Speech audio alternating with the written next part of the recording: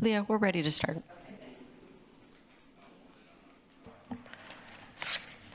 Good afternoon. Sorry for the delay in getting started. I'd like to call to order now the Corpus Christi Business and Job Development Corporation, Type A. Ms. Secretary Huerta, if you would call the roll, please. President Leah Oliveri. Present. Vice President Alan Wilson. Here. Secretary Diana Summers. Here. Board members Mark LaRue. Present. Jesus Jimenez is absent. Robert Thames. Present. Okay, we do have a quorum present to conduct the meeting. Thank you very much. Is there anybody here that would like to make public comment? No? All right. Any comments received in writing? No, ma'am. Thank you very much. We have the minutes before us. Are there any corrections to the minutes? If there are none, I'd entertain a motion to approve the minutes of the March 18th meeting. So moved. Second. I have a motion and a second. All those in favor say aye. Aye. Those opposed say no. Motion carries. Financial reports. Thank you, Mr. President. Sergio Villasan, Director of Finance. Before you are the May financials for the Corpus Christi Business and Job Development Corporation. Let's see here if we get... Okay. We'll start off with the Seawall Fund. The beginning fund balance for fiscal year 2024 was about $20.9 million. Revenues year to date amount to $6.3 million, and we have expenditures to date of $20.4 million, leaving a fund balance of about $6.8 million. If you turn to the next page, we have the Seawall, a detail of the Seawall Capital Improvement Program. The budget for the program is about $69.8 million. Expenditures to date amount to $21.8, leaving a committed balance of $47.9 million. The next slide is the Arena Fund.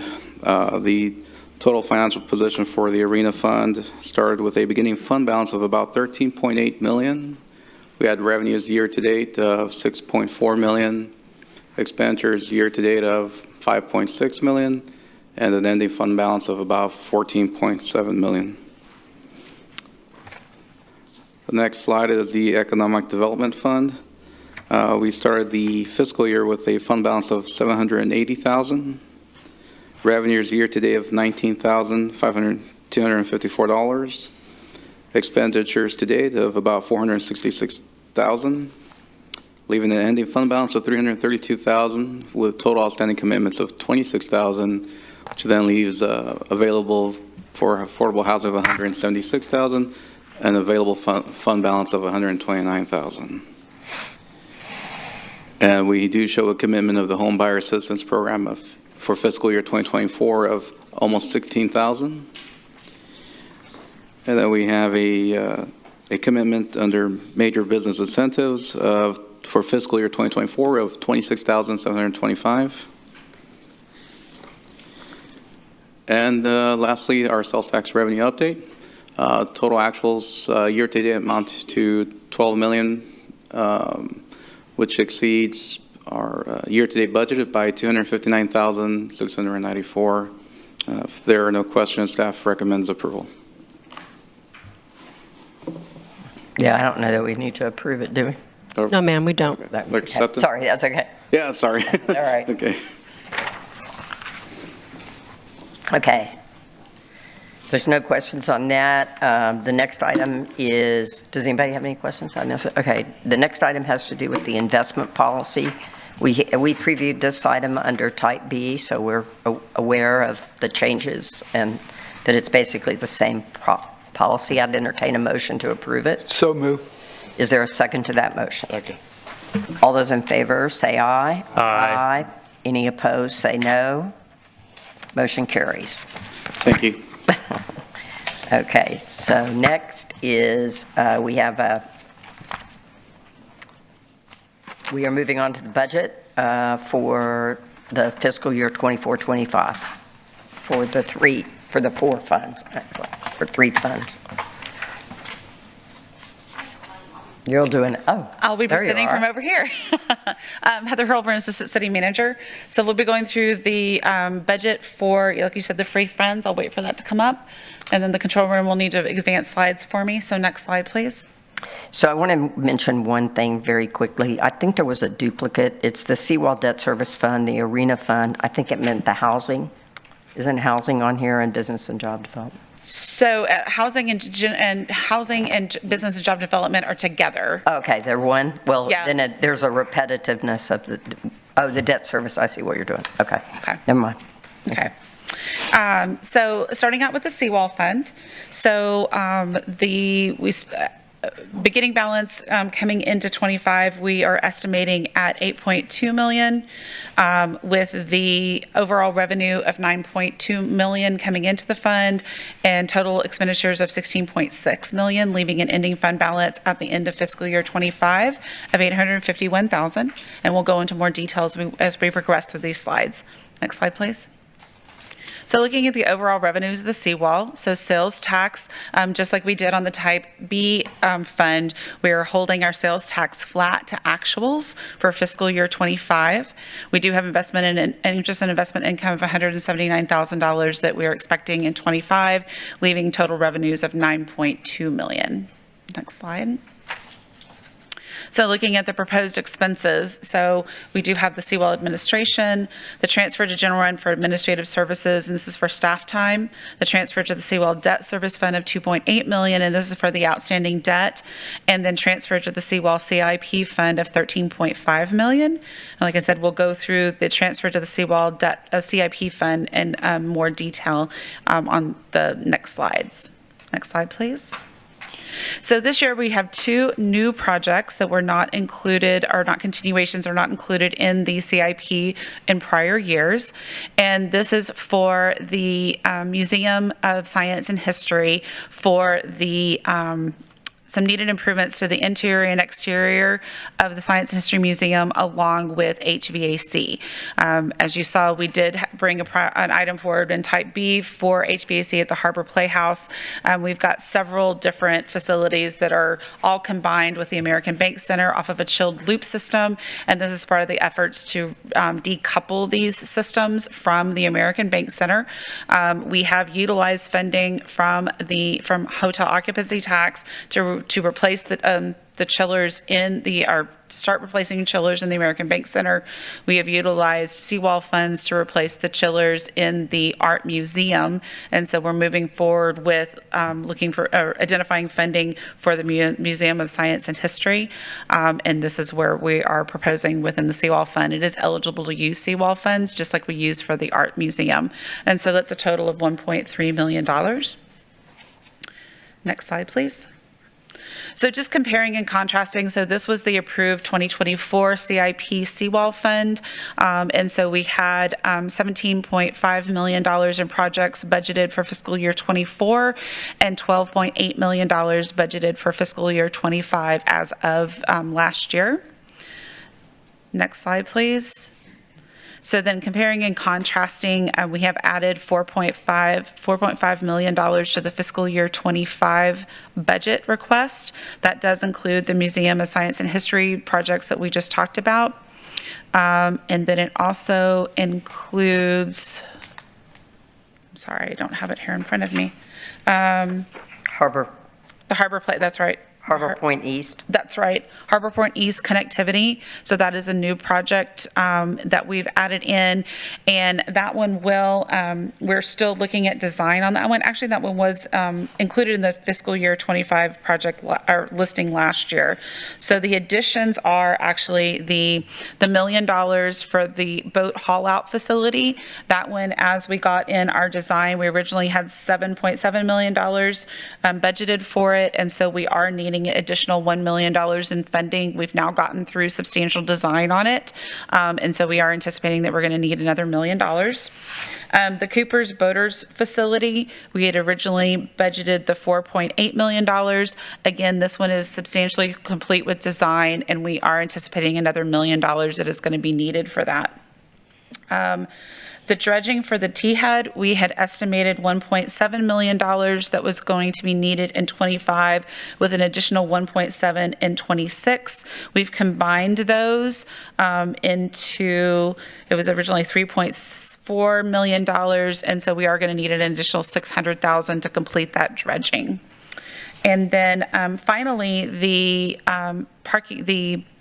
new People's Boardwalk, that originally actually was budgeted at $7.8 million. And so this actually has been reduced about $500,000. So, and actually a reduction in cost for it. Based off of the estimate we had as they've gotten through design, they are reducing the cost that they think they're going to need for that project. And so it is going to be $7.3 million that of funding that is needed in '25 versus the $7.8 million that we originally thought we would need in '25. Okay, it wasn't 7.8 total. No, that was just in So 20, that's- yeah. Over $11 million for that boardwalk. Is that what Yes. we're talking about? That is correct, yes, exactly. Yeah, there had been a little over $1 million budgeted in '24, and then there had been $3.1 million that had been allocated in prior years. So originally, we thought we were going to need $7.8 million in '25, but we've reduced that down to $7.3, almost $7.4 million. So I'm just going to ask, how do we, I understand costs are going up, I get it, but has the boaters facility expanded? Because 20% cost increase, that's over budget, that's a fair amount of, No, it has not. I think it's still in the original footprint. I can get you a little bit more information on that. I'm not sure exactly what was the actual catalyst behind the increase on that, but I know this is based off of what the estimates are now that we have folded the almost complete designs in. Well, I think it would be also helpful to understand how large of a building that is. Sure. What is the square footage of it for a 20% increase? That I think that. I mean, probably Would be with good the to know. number of these, the boat haul out, even though it's not percentage-wise as much, it's still a pretty, 14% or something like that. That's pretty good. Yeah, and the boaters facility, I mean, that's restrooms, washer and dryers. Help me understand what. So I think that, the Cooper Boaters facility, so it is a 2-story building. We have to build it up on that second story now because of the velocity zone and floodplain and the FEMA stuff. So on the second floor, yes, there is restrooms, showers, laundry facilities, along with a workroom and then gathering space like we have in our other boaters facilities. Underneath, what they were able to do is provide some workshop spaces that are eligible, I mean, basically can be breakaway walls to, if there is any flooding there. All the utilities are brought up to the second floor, so there's no electricity down on the first floor. It's all on the second floor and above to be able to comply with the requirements in that area. Okay. Yeah, if you can get us some more information on the size of the facility, that would also Sure. be helpful. And maybe if we could see the design. Yeah, probably. I think that Jonathan had brought that forward for y'all to see several months ago. But what we can do now, I can bring you, bring it back and have him update you now that we have a more complete design on that, and update you on the cost overruns, or not cost overruns, the increased costs. Thank you. Any other comments? I have one comment, and I continue to say this. I'm just very concerned that we are spending this money and we are running out of daylight on this money, frankly. And maybe that's going to be handled in a future election, but I know that it's supposed to go to council, but we have never gotten a real assessment of the condition of the breakwater that surrounds the marina. So here we are, we're investing millions and millions of dollars in that, and we don't know if the protective structure is where it needs to be. Sure. So I'll caution you all in the future to keep on that, because I think we should, we probably need $10 or $20 million just to fix that thing. Yeah. And that is something, that is eligible for, we could issue general obligation bonds, we could issue certificates of obligation, we can do other things to fund that through, also, there's a lot of grant money that's out there right now for those breakwater type with a lot of the mitigation that's out there. That's one of the things we are exploring. I did talk with engineering. They are getting close to awarding the contract for the study. And so that should be coming forward probably in the next year, a better understanding of what that looks like. But that is also one of the things through the Marina Master Plan. We were working closely with our consultants there, and they were pointing out the fact that there is a lot of grant money that's available for those type of protective structures that we are looking into. And that's fabulous, but my question is still, grants have matches, all that stuff. I mean, at some point, given that the timeline on this money is, we can see it now. Yes. Right?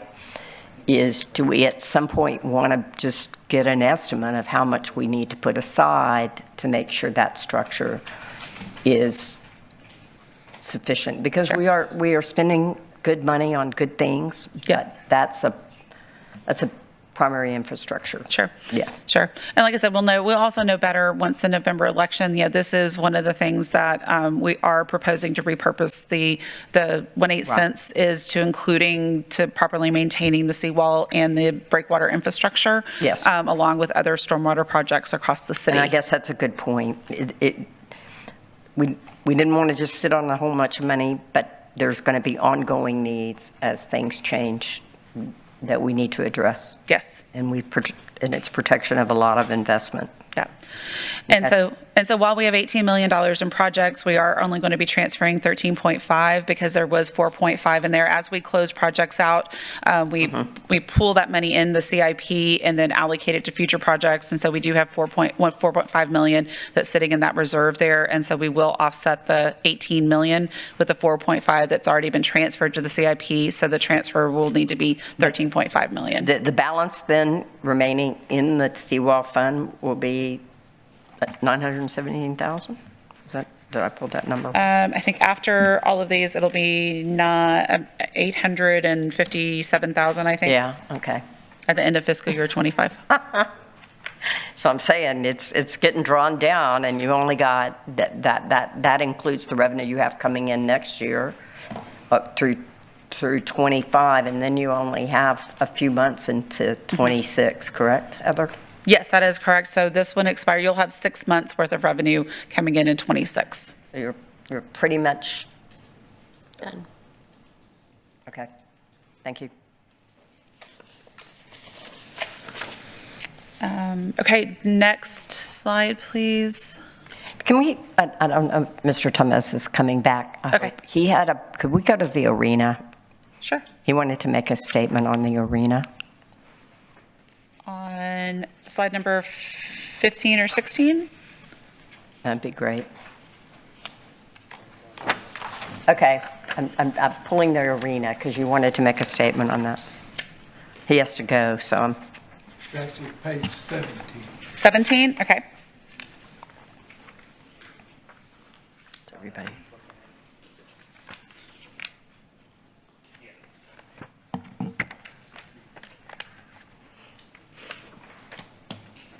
Yes.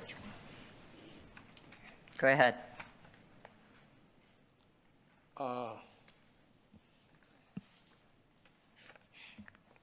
The Arena City Terrace and Suite enhancements, we had talked about them last month. right? Yes. And they're completed. So we are with the city terrace and the suite enhancements, those are almost completed. The build out is substantially complete for the city terrace. Right now, furniture has been ordered for that and we're waiting for that to come in. I think Elsie can probably give us a little bit more detail on that, but yes, it is almost complete. Good afternoon, Madam President. Elsie Borkstead, Assistant Director, Office of Economic Development. Yes, like Heather mentioned, it is substantially complete. Some of the major construction has already been completed. We're just finalizing the family restrooms area.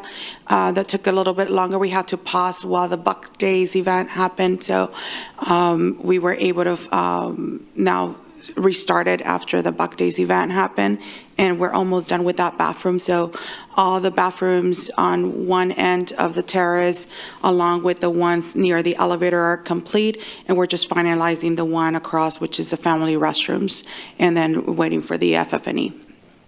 Okay, so And that would be finished by the end of this fiscal year. we're not going to propose any money for the 24-25 on it, right? So for the 25, you see proposed projects. I know last time we Yep. discussed it, and there is MEP, that's part of that project that was proposed. It's the item number 10 that you see there in yellow for 2.7 million.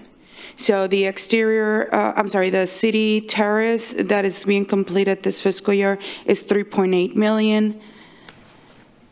And then basically like phase 2, if you will, of that would be improvements to the second floor in the arena, would be arena rehabilitation and improvements in approximately 2.7 million. That would include the remainder of the suites. It would include the rest of the restrooms that are in that second floor area, any plumbing, mechanical, electrical that might be needed to make improvements to the arena. So I think what we're trying to hone in on, and you and I have had discussions about this, I mean, we're trying to hone in on the fact that that 2.7 is not to just put new furniture and carpeting in No. 11 suites. Absolutely It is a not. much bigger project than that, and I don't know, maybe Mr. Temez is leading us to a better place, that it's really the rehabilitation of the remainder of that second floor. Second floor, yes. Absolutely. Yeah, so we have construction and rehabilitation expenses are estimated at about 1.7 million, or 1.9 million, I apologize. Design is around 200 million. There is some contingency as well budgeted. 200,000? I'm sorry, 200,000. Okay. I apologize. I know those designers are expensive, but do we need Not that some new much, ones? no. Not like streets. No, design is 200,000 and contingency 350,000, and then engineering and administration reimbursements around 218,000. So for a total of 2.7, but you're absolutely correct. It includes rehabilitation of the suites that have not been touched in the past. In the current project that we're finalizing, we did the construction and closure of the city terrace and then one of the suites, which is the one nearest to the entrance where the elevators are. But the rest of them really have not been redone in the last 20 since the arena was created. So there's mechanical improvements that are needed, some plumbing. We did have a major water break line that happened in one of the suites towards the far end that went in, the water flooded 3 of the suites and then subsequently down into actually all the way to the stage of the arena. So we need to make sure and continue that process. The repairs were done, but we need to continue to make sure and make improvements to the plumbing, electrical, network, audio, visual. And like I said, some of the restrooms continue that process throughout the whole second floor.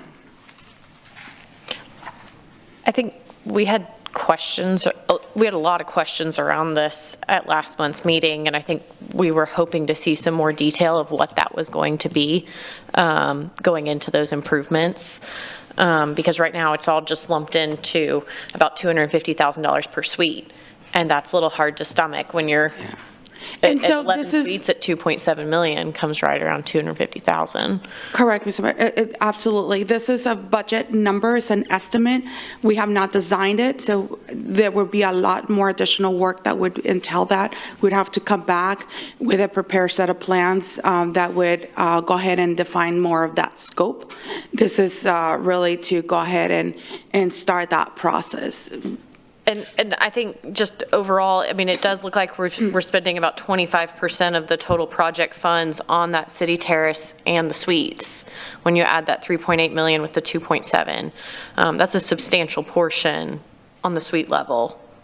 On the second floor, I was at the the second whole floor. second- yeah. Because It's this, not just the And club that's what I level. was trying to say. No. It's really a second it's the second floor rehab improvements. project, right? Absolutely. And we have to remember that these are revenue generating areas.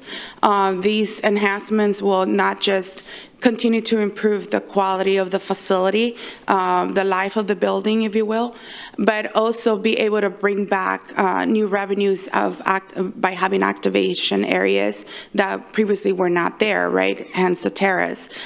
Make sure and continue to reinvest on the whole building, right? So that we can continue to bring in more revenues to the operation. And what I would add too is even though we call it the suite level or the second level, those restrooms are actually used by people not just within the suites because of the way the arena is. Everyone has access into that to access a lot of the seats below and above, and so The club seating. yeah, exactly.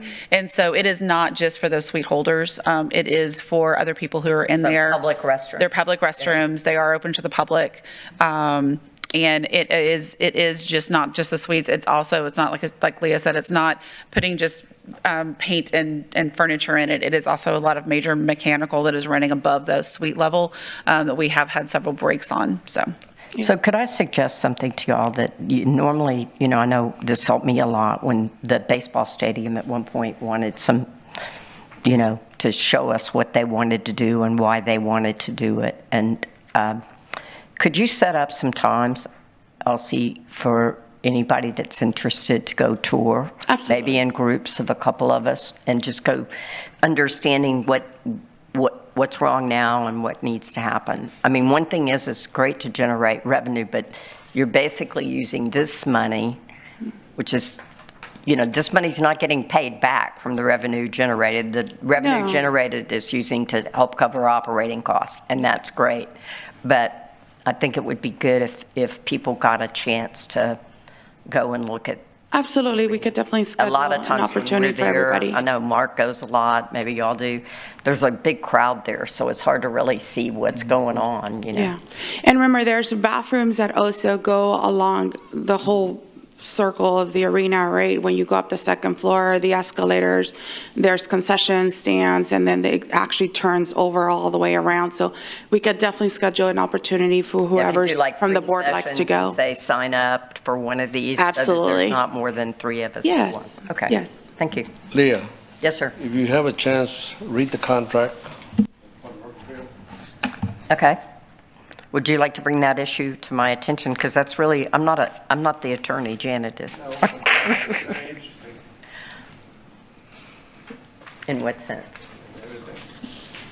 The suites, the naming rights, All that revenue goes to, yes. And so the question, are you saying, like, relative to the arena, what percentage of the revenue ends up going to, what's the name of the company that manages the arena? No, the revenues that are produced in the arena go and stay in the arena. So it goes back into maintenance and operations. Well, the Hooks money is just Versus, about done. yeah, Whataburger Field's a different contract. This is a management. The Whataburger Field is different. Yes. It's more of a lease, yeah. Okay. Okay.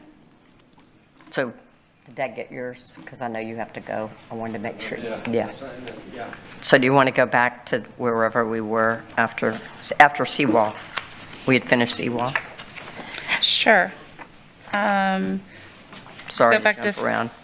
That's okay. Let's go back Ah. to 50, actually go to, I guess, page 13. Okay. So we have our debt service, which is the debt service on the seawall that is paid with the type A sales tax. And so we've got a total of $2.8 million that'll be paid for debt service, and we'll be transferring in $2.8 million from the type A for that debt service. Next slide, please. Does And the it- debt service get completely paid before expiration? of the tax? The debt service being paid creates the expiration. So the final debt service payment is due in March of 2026, which it causes the expiration of the purpose, because the purpose was the improvements to the seawall. The same thing was the purpose was improvements to the arena. And so those last debt service actually creates the termination of the purpose or the project. So the initial, the debt was done initially just to take on the big project, but after that, we started cash funding project. Exactly, because you always want to, as we always are conservative on our revenue forecast, and so we forecasted very conservatively to make sure that the debt service could be paid and covered by the collections of the revenue. That revenue has grown more quickly than what had been originally forecast, and so we've been able to then not only pay the debt service, but then also reinvest back into the arena, just like we've reinvested back into those facilities along or within the seawall. So. Okay, moving into the arena facility. So looking at this, we will begin with an ending fund balance of 7.8 million, looking at revenue of 9.2 million, with total expenditures of almost 17.5 million, leaving us with an ending fund balance of $500,000. Next slide, please. So again, sales tax is the primary revenue. We are matching that with the prior year estimates. So to budget that flat. Next slide, please.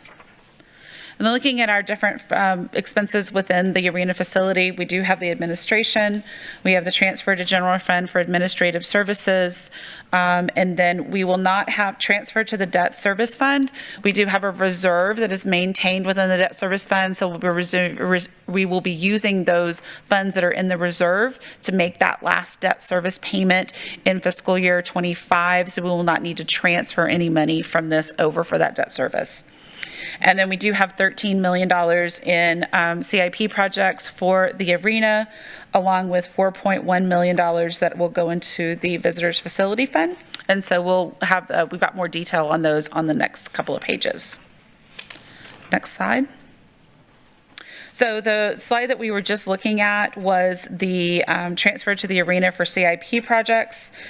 We do have several new projects that we're looking at. One is the upgrade to the fire alarm system. The second is the arena roof repair, along with the arena rehabilitation and improvements, which is those rehabilitation improvements to the second floor. These are the other things that we have in progress or have completed. We are continuing the arena deferred life safety items in fiscal year 25 that was begun in fiscal year 24. The arena HVAC improvements, so that began in fiscal year 24. We ordered the equipment, and then we have the complete design and install and rehabilitation of anything that we need to in fiscal year 25.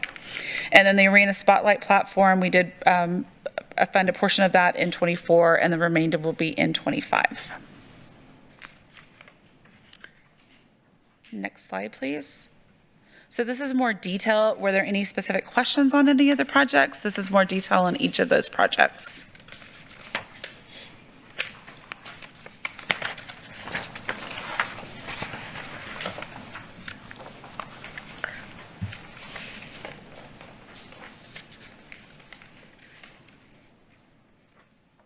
So I just get confused about,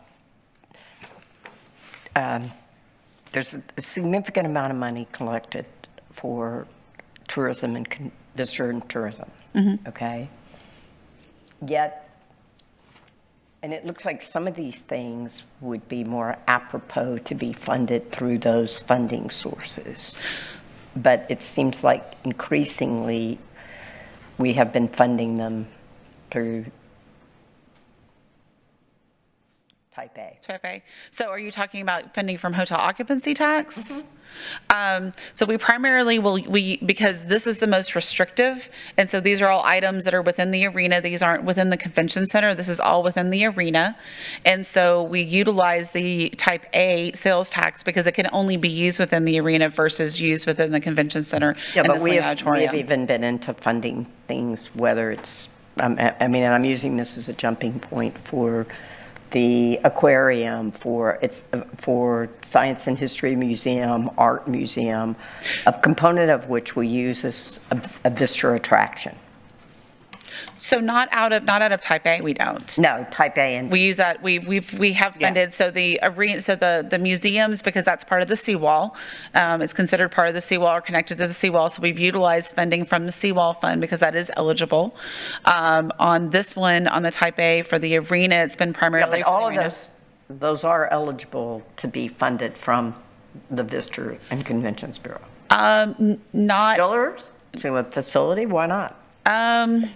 not really. I mean, we could look at some of that. It's primarily, you could use it for convention, you'd use it within the convention center, not necessarily within the museums.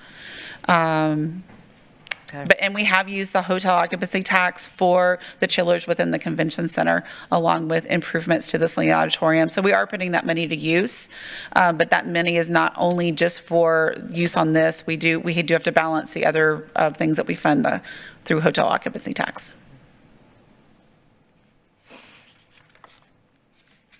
So I don't know if we're here yet or not, because the pages get a little crazy for me, but the arena marketing co-promotion, are we there yet? Yes. Okay.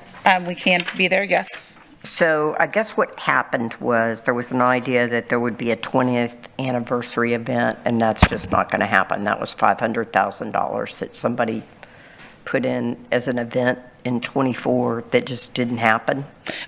Actually, it is. It's happening in '25. So that was to go ahead and secure the talent for that event, and that will be happening, I believe, in October of '25, because the 25 is actually the So how did we get anniversary. $825,000 in co-promotion unspent? Can we put that, let me see if I can run Yeah, if you want to. slide. Yeah, it's your page 24. I mean, I assume it's the 500,000 is the big chunk of it. So you have the 20th anniversary that was approved for this fiscal year, and so the monies or the contracting is being done within this year, the commitment, that is, but the anniversary would happen in the fall. So, but you have to make the commitment. We can't make a commitment. Yeah, I understand, but. Without so having the funding. Unspent co-promotion from prior years. Oh, that was money that was available in, say, for co-promotion from prior years that hadn't been used. I think that's what you're leading into? Yes, that's what I'm. Yeah, so while we had for fiscal year '24, the needs of 1.3 million, 1,350,000, because there was some monies available in the amount of $825,000 at the beginning of this year, we only transferred or utilized 525,000. So those were left over during the COVID period where all of that was not committed. As of right now, I believe all the complete $1.3 million has been committed that was Yeah. budgeted for in fiscal year '24. It's been committed or is scheduled to be utilized by the end of this fiscal I'm just looking year. at things like the increase, by the way, doubling of concert co-promotions, $150,000 increase in attract new events and talent buying. I mean, that's a pretty big jump from maybe even what we've been able to spend. To attract new events. I'm not saying it's bad, I'm just saying we haven't been able to spend that much. What are we? If I may call the general manager, we have here the general manager for the here he American is. Bank Center. Tell So, us what the new plan is. yeah. I mean, it's like, what's going on at the arena? yeah. Good afternoon, everybody. Danny Malace, General Manager, American Bank Center. Obviously, like I said, the past 2 years, we've spent the increase in those funds is twofold. One, we are getting many more promoters who would like to co-promote with us. So with our success over the last 2 years of bringing in some of those bigger names and some of those acts, new promoters are coming in, some a little bit more regional, who are willing to work with us. But in doing so, kind of costs a little bit more from a perspective of the cost of some of the things that we need for it. So that's one of the big things and the other is for buying, for the talent buying portion of it. Those costs, as you've seen, all those costs are going up when it comes to not only the talent, but the cost to bring the productions in.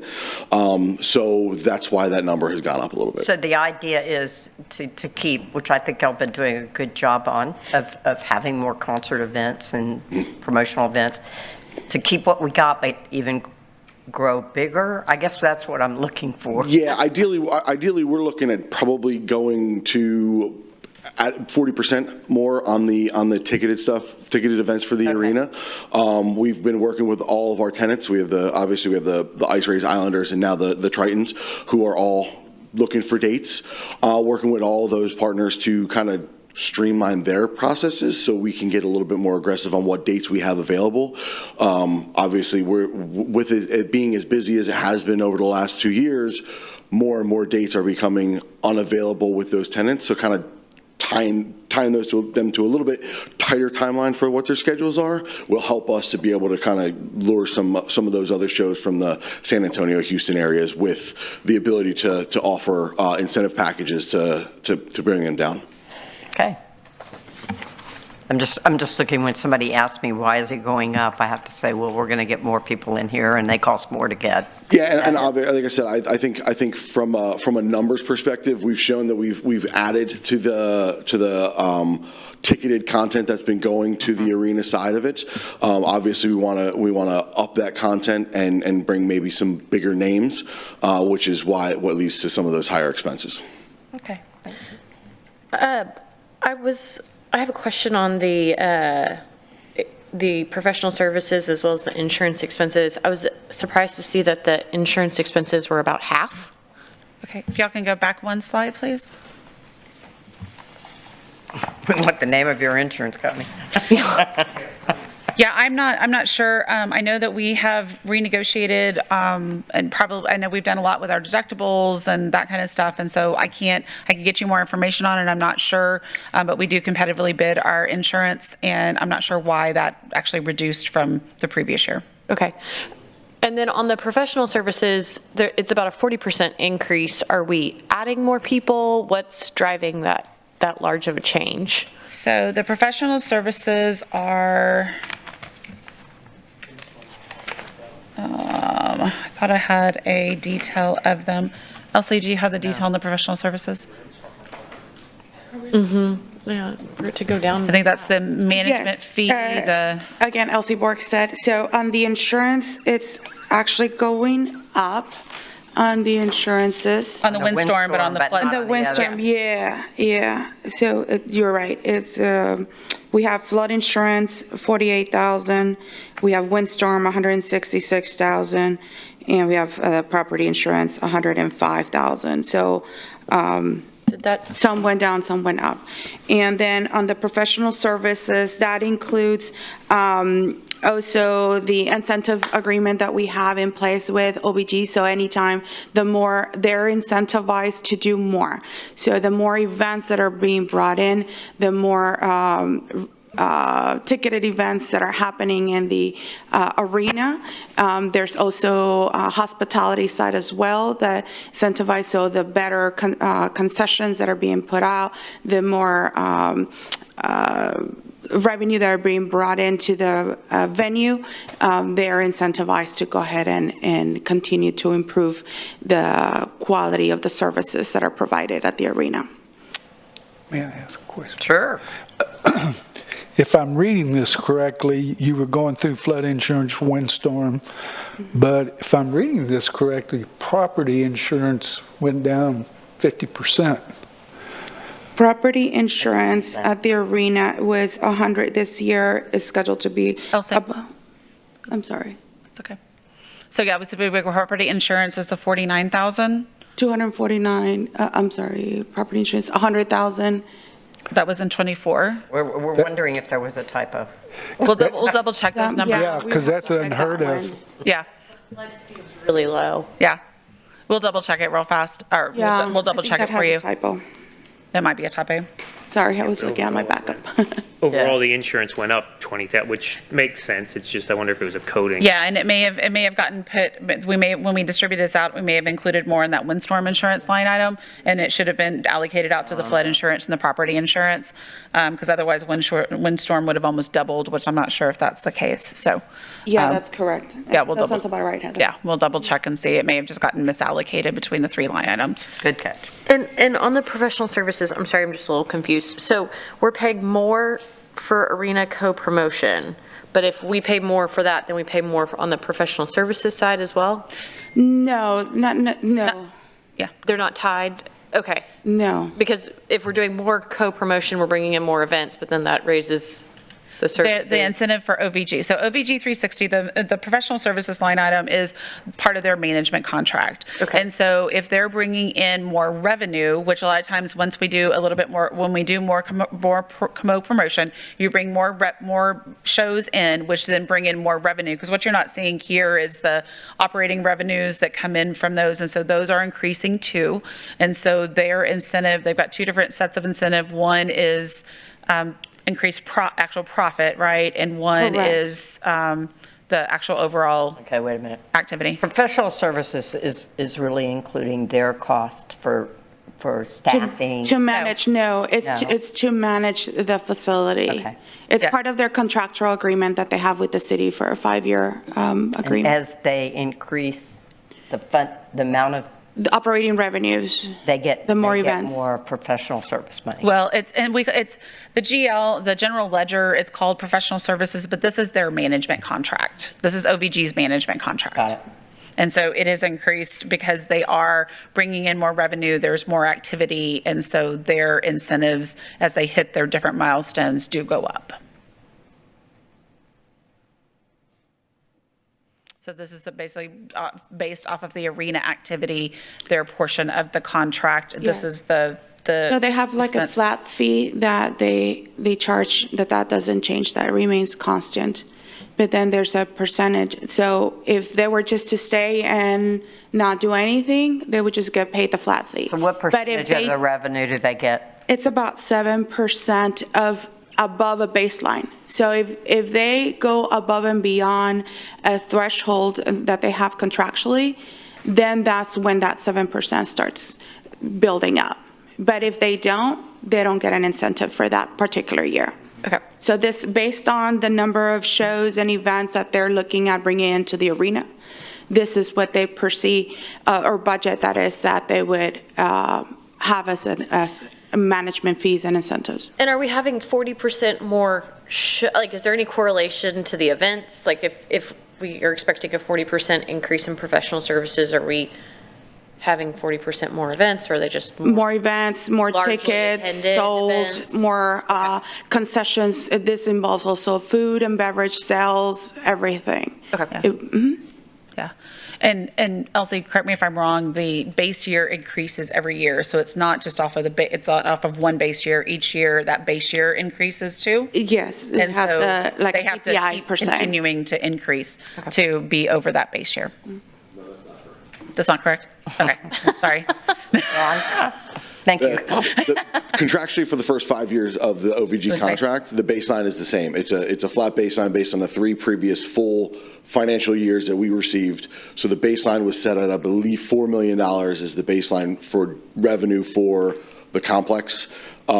Anything over that is where we get the incentive percentage. So if we don't hit that number in any year, then we wouldn't get the incentive. We would just get the base management fee. So that's kind of where that baseline is. After the first 5 years, if we renew, then that gets renegotiated based on the previous 5 years on what that number ends up being. So that way the baseline goes up and we're incentivized on going above and beyond that. The professional services category that's being presented to us is that baseline payment for general management plus the 7%. Plus the Plus- percentage, plus yeah, the percentage of increase in revenue, facility revenue, and food and beverage revenue. Yeah. There's 2 different ones, plus partnerships, I believe, is also on top of that, which is naming rights, advertising, suite sales, things like that.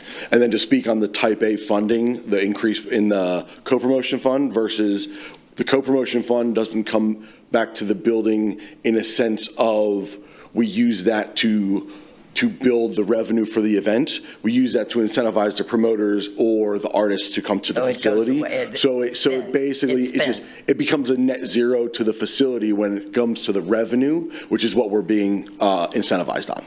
Right. But the remainder of that revenue that comes back in because you promoted for events over and above what is paid to you does come in for operations of the facility. Correct. So for example, if we were going to do, for the talent buying, for example, let's say we were not bringing in an artist and that artist is $500,000 for that cost. We use the co-promotion fund to fund that artist to net zero that out. So that way it becomes less expenses, not more revenue for the facility, if that makes sense. It minimizes the expenses, doesn't affect the revenue. Because the revenue number becomes ticket sales, food and beverage, those types of revenues. It's an expense saver versus a revenue increaser. But I think where my friend the accountant CPA is going is that in some ways you benefit from the co-promotion fund because that does raise the bottom line. net. Yeah, you're raising. We're not incentivized by the net. We're only incentivized by the gross. Okay. So the net doesn't change, doesn't matter to us on the net side of it. We're incentivized on the gross revenues for the facility. A promotion that's not taken out of the gross. Correct. We recognize it as an expense, and then we use the Type A to reimburse the expense on it. So that way it's affecting essentially the operation of the facility. But it's not affecting it as a revenue generating. It's as an expense relieving. So it affects the net in a positive. Mm-hmm. It affects the revenue generation. It's non-existent because it's an expense relieving. Yeah, it doesn't affect the gross of what the Correct. The 7% is calculated on. Correct. It affects the net at the bottom. Correct. Yes.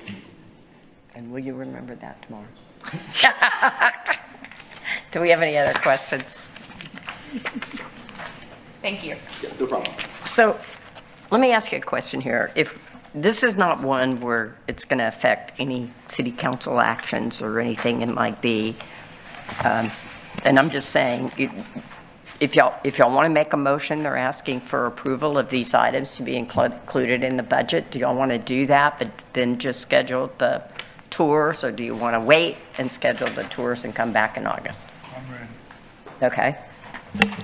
I would make a motion to approve the proposed budget for fiscal year 2025 as proposed.